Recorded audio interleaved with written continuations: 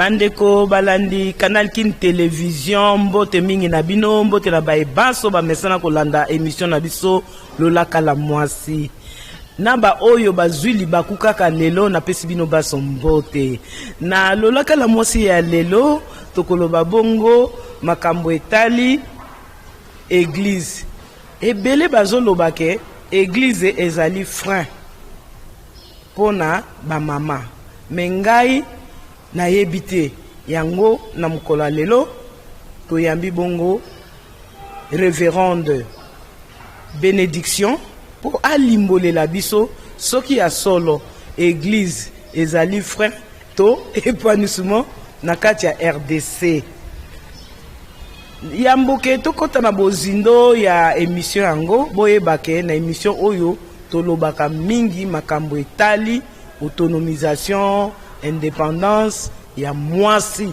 na kati ya RDC. Comme nazana mama Bénédicte ekozala malamu mingi to banda mama Bénédicte na losako mingi pona kondima invitation na biso po ete to sala émission oyo to bengi lolaka la mwasi.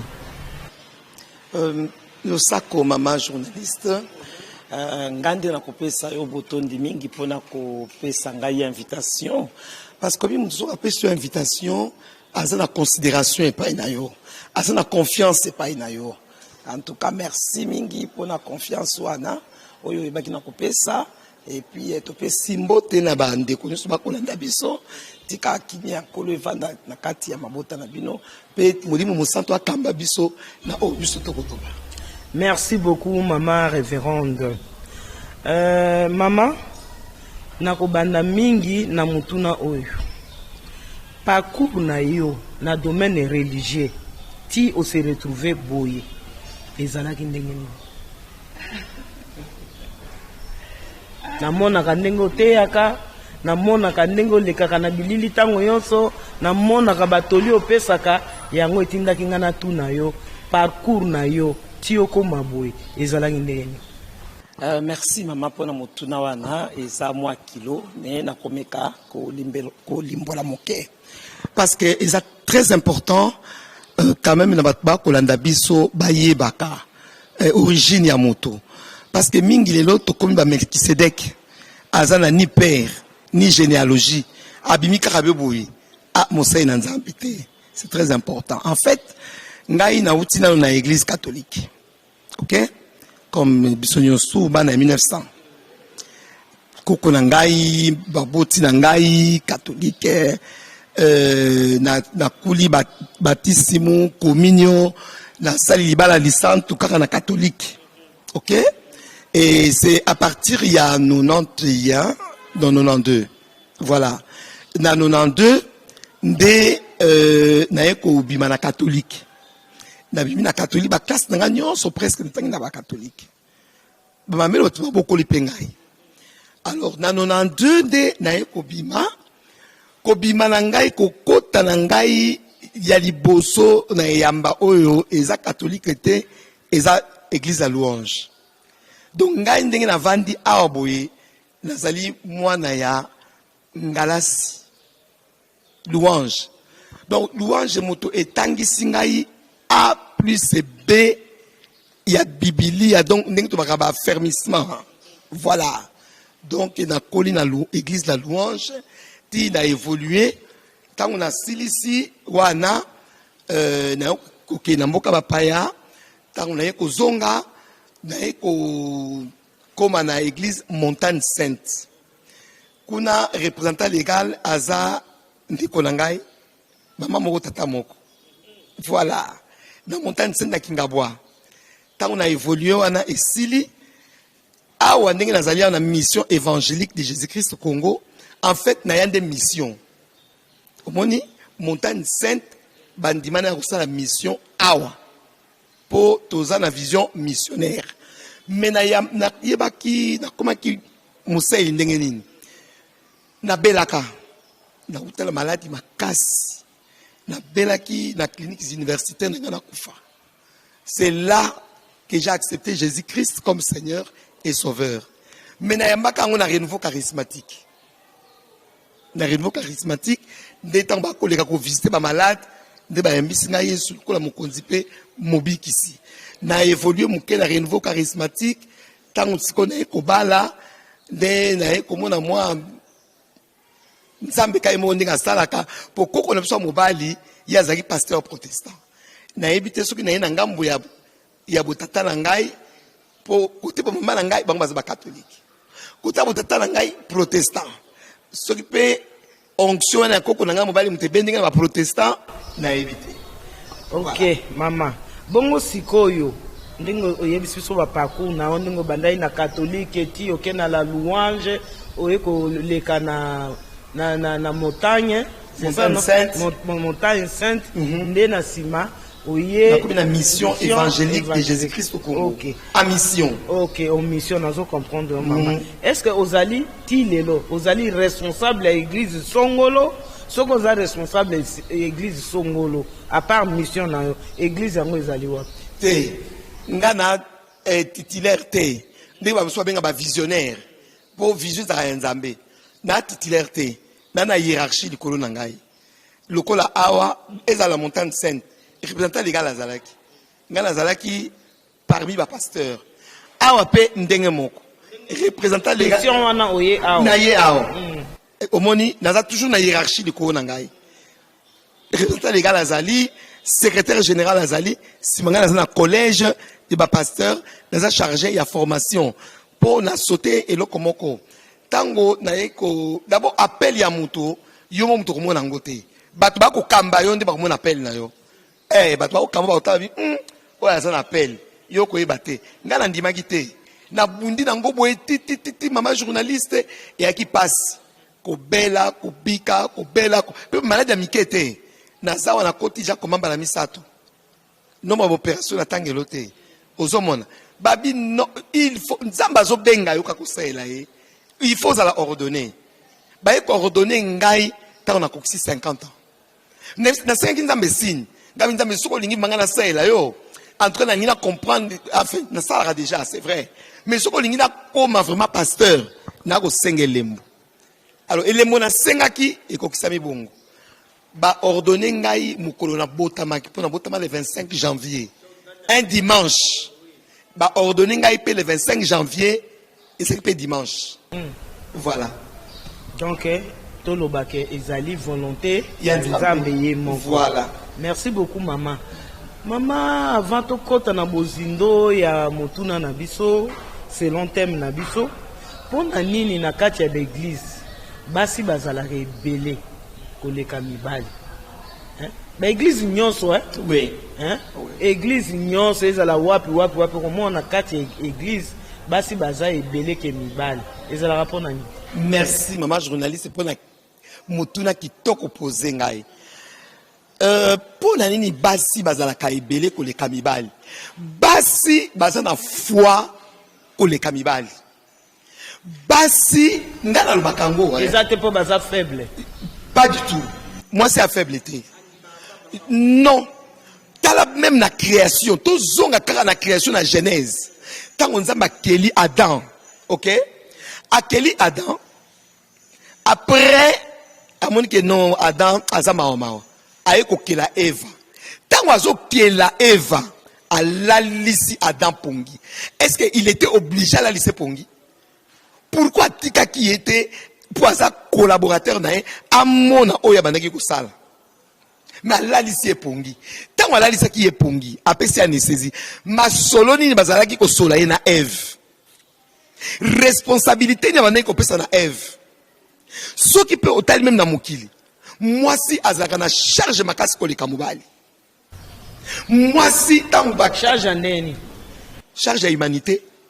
Déjà éduquer une femme, c'est éduquer toute une nation. Et ça charge était, et la responsabilité était, tant que maman a éduquer nation mobimba, mokili mobimba, et zali awa. Mais tout le monde a rappelé, na ba couple oyo mobali azara mingi na ndako te, azat mingi occupé na musala, maman de mutu azara mingi na ndako. Mais justement répondre. Et là comment ezangaka?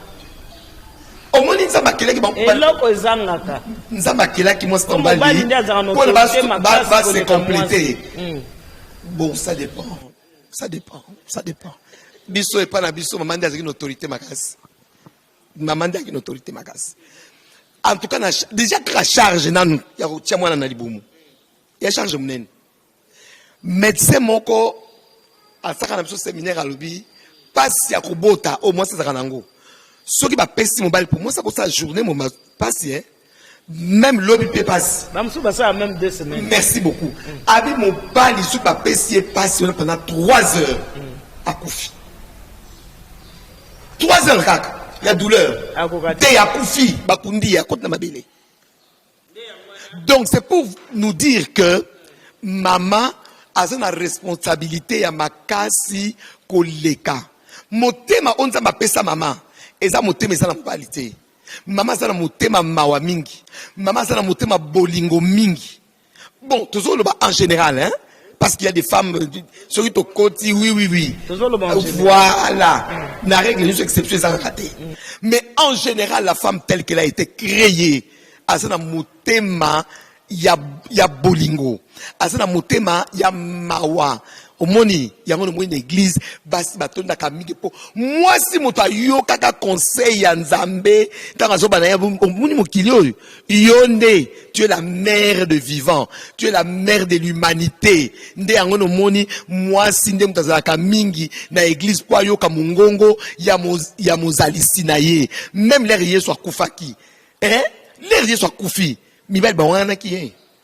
Pierre wabaki mokonzi na kolanda otina suka ngai Yesu atali epoti abi Pierre avant soso ebeta okowanga na ngamba la misato mais Véronique o azwaki mouchoir na ye atiaki apangusa ye longi un vrai visage de Jésus elongeti kali na mouchoir au moni degré intimité à moi si na nzambe yango sala ke boza lebele l'église yango sala toza lebele to ka kambulola ka mokonzi bisoti même na lycée quoi mibali bakimi Pierre azongeli ko loba mbisi Yesu ayeko kuta ye Pierre ami boaki la mai mais basi 4 heures du matin maman est-ce que on comprendre moto asi akufi na ye et c'est sili mais eloko ni etinda ki basi wana bakenda bakina ko ambome corps osomona donc il y a une complicité entre la femme et Dieu. D'ailleurs ça livre nazo koma bientôt ekobima balobi botonda ka l'église po bino bondimaka pamba boza faible bino ba mama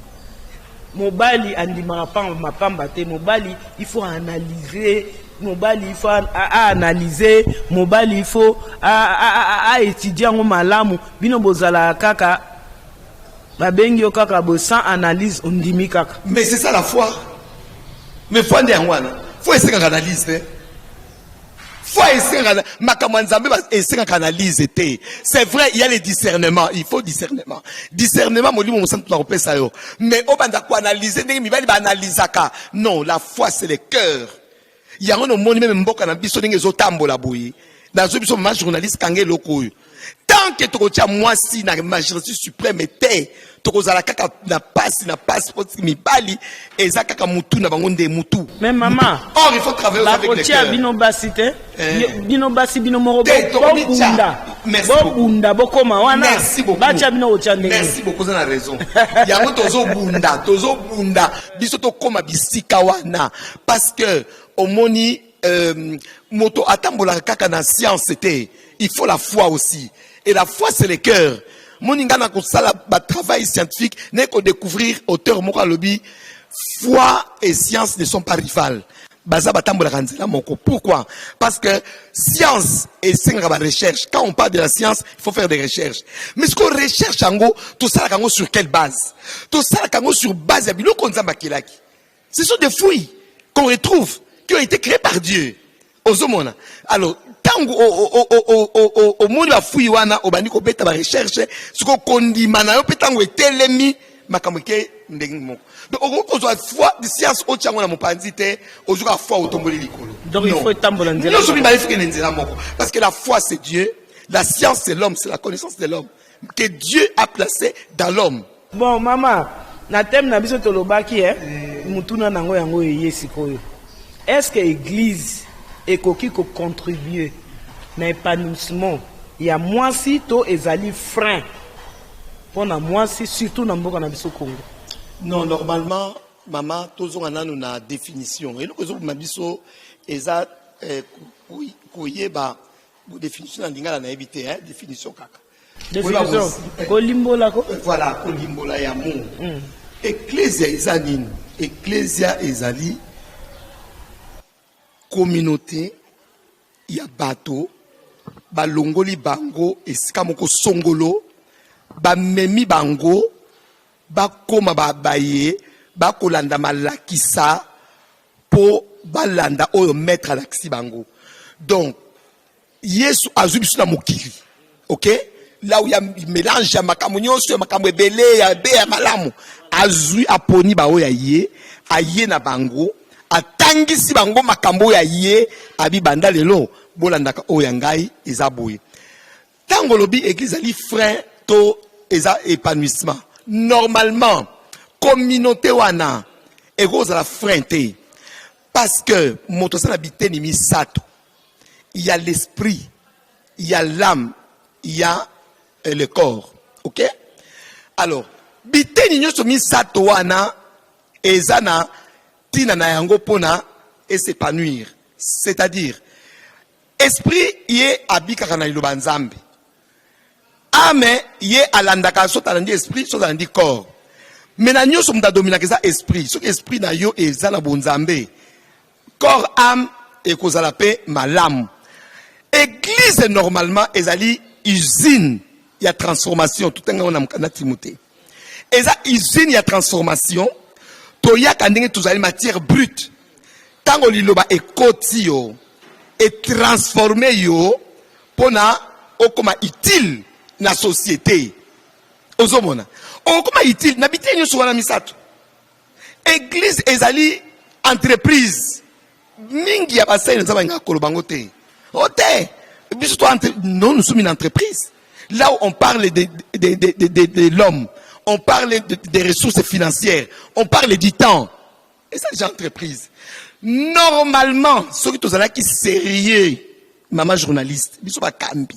Ecclésia, normalement, tu as un chômeur, parce que biso moko, tu as la capacité de créer. Tu as la capacité de créer. Tu as la capacité de faire l'entrepreneuriat dans l'église catholique. Parce que babengi biso église de mission. Dans les catholiques, partout où basala ecclésia, au komona école, au komona hôpital, au moni nzamba benga biso pour ndenge wana. Ngala sala missiologie. Mingi ba yeba kangote. Ba yebi kaka théologie oui, na bandi la théologie na kusala la missiologie. Missiologie ezali science moko et la kisaka biso maloba ya nzambe na développement na social. Il faut tamola nzela moko. Mais maman tozo mona mingi ba mama oyo ba mi pesa na église. Ba sala ka musala mususu te. Hein? Ba biso donc ngai personnellement na mona bango ba fainéante. Puisque asala ka eloko mususu te, musala na ekaka côté ya musala na ekaka kotanga liloba nzambe. Mais c'est comme batu wana. Ok, moi c'est sengeli à se développer, moi c'est sengeli à s'épanouir. Si comme moi ça zosa les l'autre côté, à quelqu'un en église attendez toko avandi abani ko bele la nzambe. Na kasi mano ekwera lero wana ekwera lisusu te. Nzamba lobaki mutu nyonso akobika na motoki na ye. Bosiko motoki na bango ezate. Bavanda kaka nzamba alobi ba vivre ndenge nini, ba ko s'épanouir ndenge nini. Ndenge tozomona en général na kati ya mboka na biso. Mais oyebi que liloba nzambe ememelaka moto épanouissement parce que liloba nzambe ezalaka pona elimu na molimo te.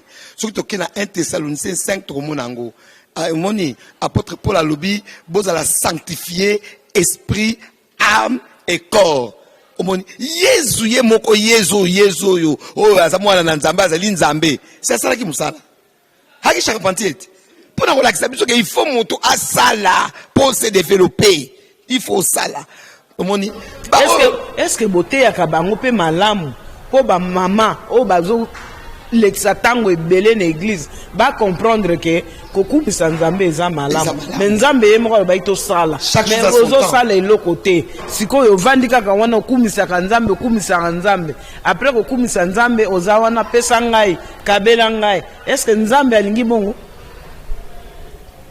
oyebi ba sango catholique bazali kolinga to simba bible te bakina raison na partager quand on le bina mosali moko ngai bakina raison mutu za na droit aussi ma bible te pour ba interprétation ekeseni lelo autant ba découvrir que dans la bible a kozwa différent dans la bible a kokosa bato dans la bible a ko escroquer bato moto nyonso alingi kwa simba bible kozomona yo yawa ni pa na biso yo kuti ba mama bavandi awa okuti mwasi moko avandi awa na kamwe kutu awa na koti na moni basi bazate mais na ba et pour ta prière exactement et ba place mususu soko okei okuta oh yango tuna ngena tuna yo bazala ke belé na ba permanence basala nini bilondo bo laksa bango ke bavanda mais c'est de la paresse et ça paresse et chez nous on l'admet pas même parmi les responsables qui sont allés à la Mexico en tout cas mutu ça salaka représentant légal de la cadre quelque part cadre secrétaire général cadre quelque part ngai moko na chef d'entreprise na immobilier ozomona donc biso a vraiment c'est rare au monde que ce que tu as pris ma bondeli oui tu es ma bondeli après ma bondeli mutazongi yake ko sala musala parce que na kamole natali mutuna na ngawana natali na bakwa nyonso tozaki na sete to mati likolo na moni ata mwasi moko te ngana lobi yango église oyo basi na bakwa ndaku na po na église oke ba musu batandi ba etoko kuna ba cantine ya kosukola kuna ba nini mais awa na moni yango te on a bino permanence na bino e bomba ba mama te biso c'est que bino bo gentité biso bo bomba ba te bola na makomi lobi bo garder bango te merci mama na yoki ba yano na yo sikoyo mama basi ebele bazalaka moi discussion na mobali actuellement moi discussion na mobali yoka eyano na ye le mobali akotuna ye mama nasi na lembi ovandaka na ndako te yoka ka église osaka mosala na ndako te okoma kosundola biloko na nga kolia epai ya bana misala osalaka eloko moko na ndako te yoka ka église il faut opona ou bien oyaki libala ou bien église mwasi okomona pe alobi en tout cas olobi bien nga na poni na nga église est-ce que mateya oyo bopesaka bango bakomprenaka yango te bakomprenaka te mama église ya liboso nakoyebisa yo mama journaliste eza ndako na yo ya libota na yo tokekaka na jardin de l'Éden nzambe ati Adam na Ève na ndako na bango na jardin na bango église ezalaki wana azalaki bakokuta komonde wana ozomona église eza de 4 mille oyo omoni te 4 mille toti dénomination te bayebi makomi te apôtre Paul moko na mokanda Timothée alobi okoki kotia propriété epai ya voisin te quand chez toi c'est sale banda kokombola nano ndako na yo soko komboli ekomi propre si banango ke banda c'est ça maman ko répondre kabi te papa olobi bien na poni église a okende li felo ngana ebisio a okende li felo parce que au moni soki ba famille ezali stable ba famille eza solide tokozwa pe ecclesia eza stable tokozwa nation eza stable pour éducation ya moto et bandaka na kati ya famille na kati ya libota yo maman ozokoka libota na ote okokande ecclesia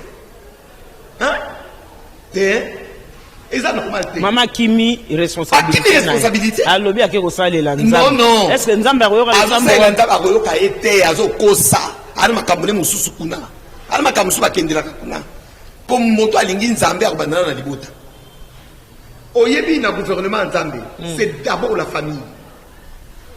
Dieu n'a que 3 institutions. Il y a la famille d'abord, c'est pas l'église. La famille d'abord. Parce que l'église est là, l'église est yo, ezanga, ezaye. Hier sur le bac, il y a Matthieu 16.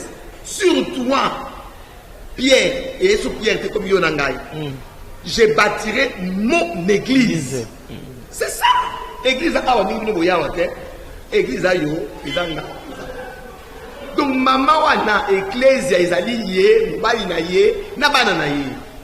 Voilà. Maman boy libala aponi église. Amu pagano akeli felo.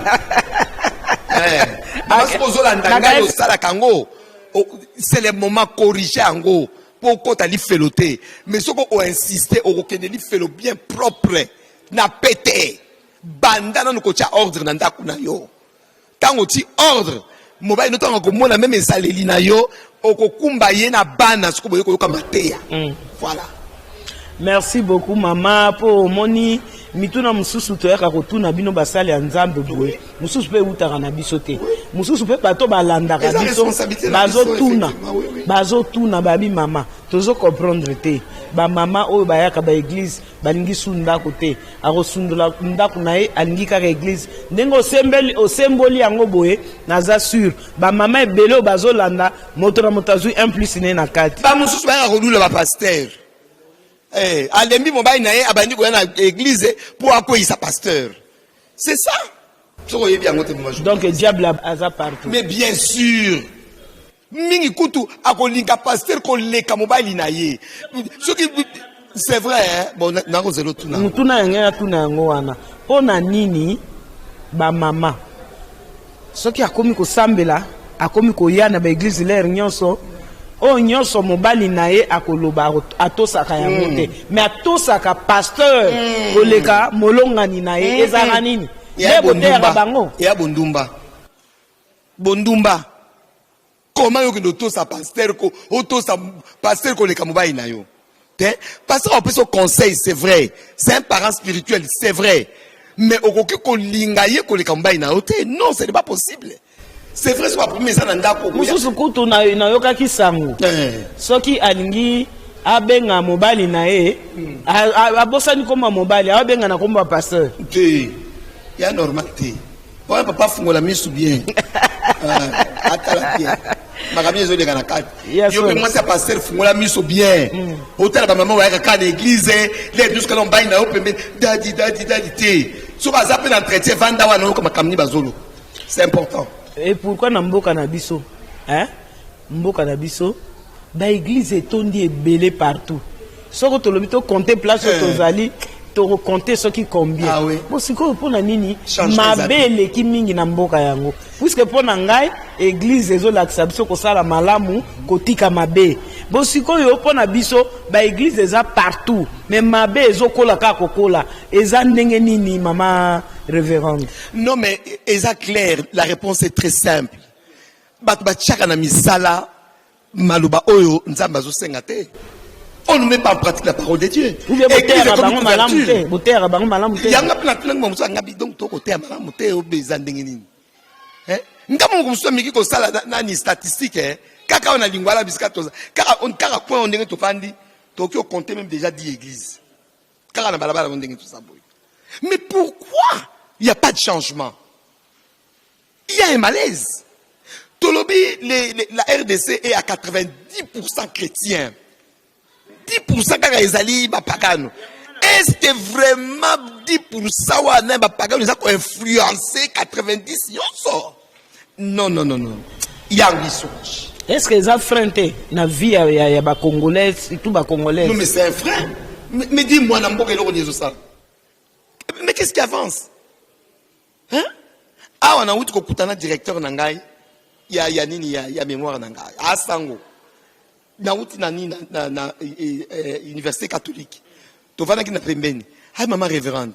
Au moins on a nyosu ba étudiant. Mais na comprendre te baninga musu basala auditoire. Bango basala libanda. Tala okuna azomela makaya. Tala okuna azomela bi. Na li utotala bango te po na ko banga ngabi. Oh, ngabi prof. Mais comment uzobanga? aux autorités tout sont mais bazana auditoire bino bosa te yo bité tout ba kuluna ba auditoire est-ce que vous vous rendez compte molaki si déjà zobang et les mo mso ba pasteur au moins mon dimi bo ngai na pona ka te ma je tout mona ngabwe soki na moni kaka mama na nzela la timabe il faut na teli misaina loba mama o ndino la tiboye comment on se so so ni bo na loba moi ou pasteur tika no ba ko fingo ngabe e bo so ba fingi o sanga nini. Laissez le côté. Nous sommes là pour éduquer la masse. On ne peut pas laisser passer. Hein? Donc, Makambutu, laissez aller payer qui. Même l'église. Nous avons un programme, nous avons un protocole. Nous avons une porte, nous avons un kota. Collègue, nous avons passé dans la Nicolas Zoyoka. Nous avons une porte, nous avons un moto, nous avons un kota, nous avons un lati. Si on lati ma ben, nous avons un chaka musapi, nous avons un bébé. Nous avons un cabaret. Allez, il faut tout laisser aller, maman journaliste, tout laisser aller. Bah passer dans la mi bali, botika biso tout ça la musala nenge sengeli, bango pe batomboka na biso. Oh non, passer dans la kaboité, il faut aller la douceur, il faut tikabou. Non, yeso ça qui fimbu na kati ya temple. Tango a côté à côté des ordres à sali fouet, à beti, à baloli ba messa. Il faut tout appliquer yango pour ordre et quota. Moi, je dis toujours, ceux qui me disent que c'est un malade, les politiques, les abyssaux ecclésia. Quelque part, il faut tout ça là. Tout n'a pas la responsabilité. Mais comment il y a mon nene? Il y a mon nene. Non, non. Mais il y a aux politique. Bon, il y a une politique et penzate, sur 100 politiques, à 10, bisous, 90. Pourquoi? Parce que tous ces politiques que vous voyez, ils sont un père spirituel. Soit catholiques, soit protestants, soit kimbangistes, orthodoxes, tout ce que vous voulez. Ok? Donc, baza bana, baeke pana biso, baina makolo. Bisonde ba boti tu baka ninga kolakisa bango te. Soki ayena billet vert, au moni ka billet vert wana, o lembi ko mo seka. Oui, ça va. O ba te, au moni eloko bosaki, moni luana boy. Ba kuzoka na nzela mama. Ezana institution mon côté dans le monde où est l'église d'Angouya. Exactement. Laissez les côté dans biso. Merci maman. Bon pour na ko kota na mozindo likambo ya église eza frente. Maman. Moi si ya lelo azalo kwa moi si ya kalate. Moi si ya lelo yo pe luka papa pe a luka to sangisa to boko na bana bazala avenir ya Congo ya lobi. OK. Est-ce que dans l'église, maman que maman, il faut poser l'autonome, maman, il faut bunda, maman, il faut tanga, maman, il faut sala. Est-ce que beauté à Kango, maman, oh, baza est belé dans l'église? Maman, journaliste, dans la musique, dans un exemple, est-ce que Okoki peut se rendre compte d'une doctorante en leadership, transformationnel et développement holistique? Au niveau na nango nati kabandimi ba mama batkala na se bonne comme te mabeti pour votre information na radio monaki apôtre na se na monaki tous déjà dans l'institut public à Panabiso parce que tolingi batu so ba moi niveau à part wana na cadre ba mama tous na département ya entrepreneuriat na développement. Maman ye ko mo ko mususu ba tango ba ko sala nini na ko invité ko tala ko lakisa ba ndenge nya ko sala ba savon ko lakisa ba ndenge nya ko sala ba nini na ko ya na ba cameraman na biso ko to na ko tala na biso to za bo buka mona buka kwikira biso exact na programme wana to lakisa ka bango to bengi bato libanda o ba yebi mingi ba ko lakisa bango pour que maman kuma autonome azala sopekate ay ba pe ko soutenir papa. Osomona mobela za esclave moi cité a so ko esclave na ko teba maman ko lela babi o pasteur yo kondana ka biso yo ngabi ngaite surtout que na makomi nulle part nzamba lobi c'est lui qui trouve un homme à trouver le bonheur nulle part nzamba lobi c'est l'homme sage bâtit sa maison c'est la femme qui bâtit so aucun na proverbe 31 batali so profil ya moi si wana hein à la 4h du matin a ko sala bâtissine ya laine azoke na koteka azoke et à Massapo, c'est entrepreneuriat autonomisation en bon on a l'église doit tout enseigner puisque totuni yango pamba te na lobby na église na bino na moni ba mama te na ba église o musu to mona ba mama ba lali ba osala loko te sœur sombelanga lipa sœur sombelanga ji c'est asengi lelo asengi lobi kuna yango toza ko mituna bolakisaka bango te ke il faut batelema basala misala. En tout cas, sans haute prétention de nous-mêmes. Oteki mai, oteki nguba, oteki penini. Oui, tout l'accès. Ça la galette. La mamikate. Hein? Bisomoko na kat ya église, tozana système. Toi la système ya tontine. Peut-être une église na bino on a la mission awa. Peut-être les salama awa mais l'air nazolo bango. Oui. Nazolo ba en général. Oui, tout à fait. En général, Métro 5 a vraiment tout changé. Il faut tout changer. Hein? Oui, mais même la crise. Oui, mais l'église vraiment, quand on a habité, force dans l'église, l'église, tu crois qu'on a même ma banque, na biso. T'as la catholique, n'a son cas sur la catholique. Le ban ngai en dehors ya catholique. Nani na banque. La église. Le ba confession. Yango na koloba na ok, bande ko oyo. Église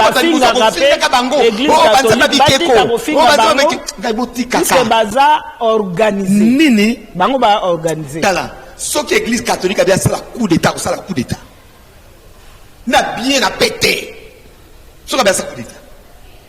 Église catholique ça peut être ngai na bien na magistrat suprême. Ba ko on a pété ba journaliste. Mais pourquoi eza na ba prérogative na ba. Ils sont tout. Voilà.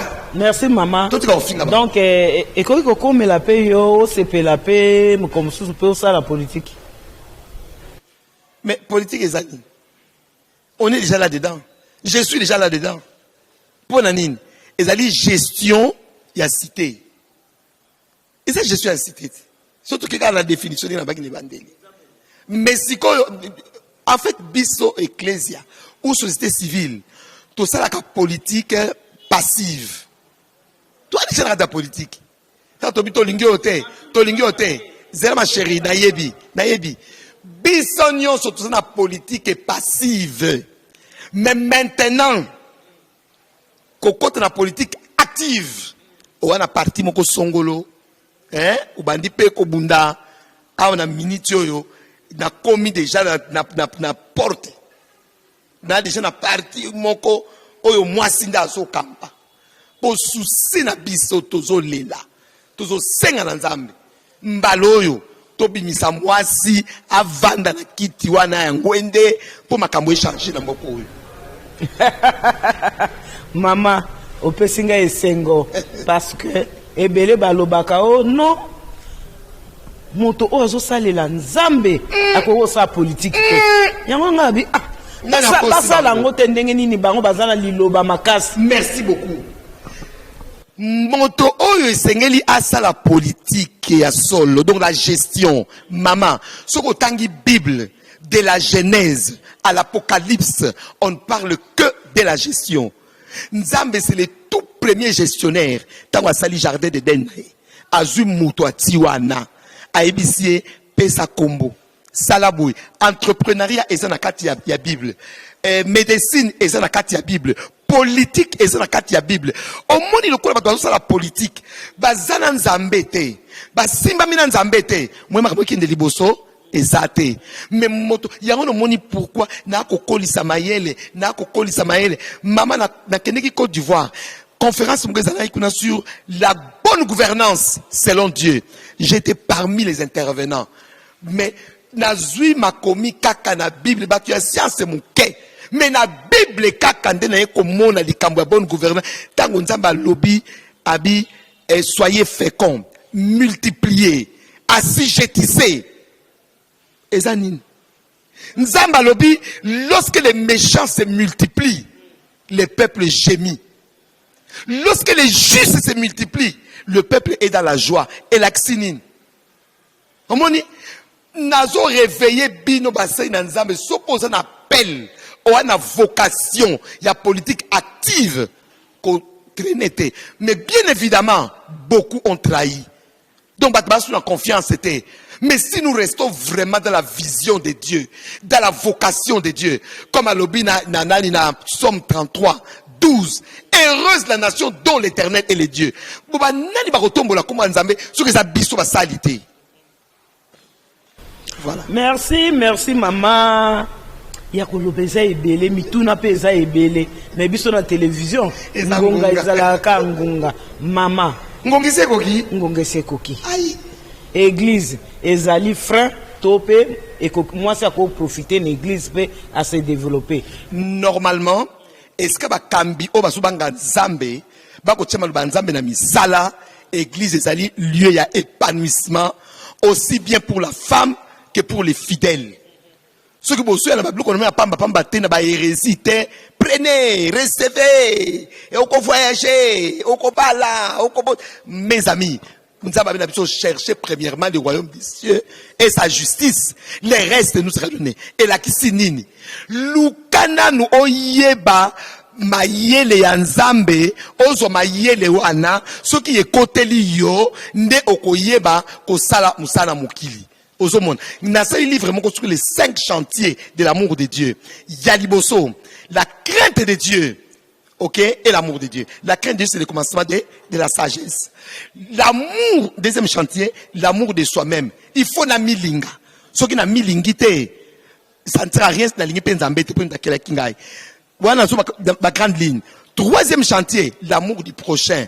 Maman journaliste, ce qui n'a lingi, n'a mis lingité, n'a ko linga pe prochain te. Or, ce qui n'a lingi prochain, n'a ko zomoba ina été, n'a ko yiba été, n'a ko tchela poison te, surtout poison comme on pamba pamba. Quatrième chantier, l'amour de la nation. Ndesikawan. Amour ya nation et la kisinine et sengeli na futa impôt. Impôt na futa na nine. Ce qui n'a salité. Des 5e chantier bisqueye, l'amour du travail. Quand je travaille, je prendrai soin de ma nation en payant les impôts. Les pays se développent par les impôts. Namati na 3e chantier, l'amour du prochain. Nakosunga prochain, je peux créer l'emploi. Moninga keko sala musala, na futi mbongo sengeli. Namati na 2e chantier, l'amour de moi-même. Je prendrai soin de moi. Nakosala kindumbate pour nazo mbongo. Nakoyibate. Tout ça. Nazongi la premier chantier, l'amour de Dieu, nakoya na église, nakopia à dîme, nakopia offrande. Voilà les 5 chantiers d'engeza interdépendants et puis yango mutu kosala épanouissement. Merci beaucoup maman. Ce qui peut aux la terre kotia dîme ndengeni na offrande. Ngana kamwe. Ba pasteur ba kanga bat na église, ba vanda kawana, balala kawana. Tongo etani, kilte bandi, offrande, dîme, action de grâce. Moni que ça, il y a quelque chose qui ne va pas dans la tête. C'est l'escroquer. Merci beaucoup, maman. Mais, na tondité. Mais ngonga eza ngonga. Hein? Et qu'on a la malam, tout ça la 2e ronde. Oh, mituna esilité. Amen. Oh, mituna, na bisonyo so esila, ba mama pe balanda. Na ba papa oh bazape genre, ba yeba, ozwa. 1 plus 1 plus 1 plus pour tous en posa mboka na biso ça ouais c'est développé et c'est développé ma maman naza na esengo mingi ya koyebisa bino ke pona lelo tosuki awa mutu na mutu azui moi 1 plus na ye bolandi mama bénédiction alimboleli biso mituna yonso na koya fona ba verset bien là bien clair mutu na mutu azui aye moi si esengeli ya sala moi si esengeli ya joie formation moi si esengeli ya tanga ce n'est pas dit que soko yaka ko sambela obwakisi mobali na yo obwakisi bana na ndako oyekolaka musala moko te okomiso formation nyonso coiffure tout ça esthétique tout voilà pour vivre ozana eloko sopeka ezalaka malamu te sopeka ekotinda na kindumba sopeka ekotinda na bitambola tambola mais lero ozosala eloko moko boye oyo ezopermettre yo olia mwa malamu osomba mwa ba maputa na biso pe ya moins cher ata ba 3000 ezali osomba pe mwa lipapa na biso ata ya ba chinois to lata ezali okozala indépendante bandeko batali na lingi bino mingi na pesi bongo merci beaucoup na équipe technique ya Canal Kin lelo bongo na kati ya lolaka ya mwasi tozalaki na ve ya mbata pe takidi bango moto basali ke bolanda na bilili o nyoso bolandi lelo nde tokutani na bino vendredi prochain bobo sanate na YouTube Canal Kin émission na biso nyonso ezali orate na etando moke kota na YouTube omona lolaka la mwasi na kati ya Canal Kin Télé Vérité.